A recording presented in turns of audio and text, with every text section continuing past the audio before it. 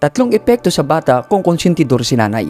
Una, pagkawala ng disiplina o pagiging spoiled. Kawikaan 29 verse 15. Ang pamalo at saway ay nagbibigay ng karunungan, ngunit ang batang pinababayaan ay ikahihiya ng kanyang ina. Ang pagiging sobrang mapagbigay ng ina ay maaaring magpalala sa ugali ng anak na humahantong sa kawalan ng respeto sa mga limitasyon at pagiging mapagmataas. Pangalawa, kawalan ng pagtitiis at katatagan sa mga pagsubok. Kawikaan 22 verse 6. Turuan ang bata sa daan na dapat ng lakaran at pagtanda niya ay hindi niya ito hihiwalayan. Kung sa bawat pagsubok sa anak at ang ina ay laging sumasagip, ito ay salungat sa layunin ng paglago ng pananampalataya kung saan ang mga pagsubok ay nagpapalakas sa pagkatao o moral ng anak. Pangatlo, pagkabigo sa pagturo ng espiritual na pamumuhay. Ang isang ina ay pinagkatiwalaan na turuan ang kanyang anak sa daan ng Panginoon. Ngunit kung palaging pinapairal ang kagustuhan ng anak kaysa sa katotohanan, maaaring malihis ang bata mula sa moral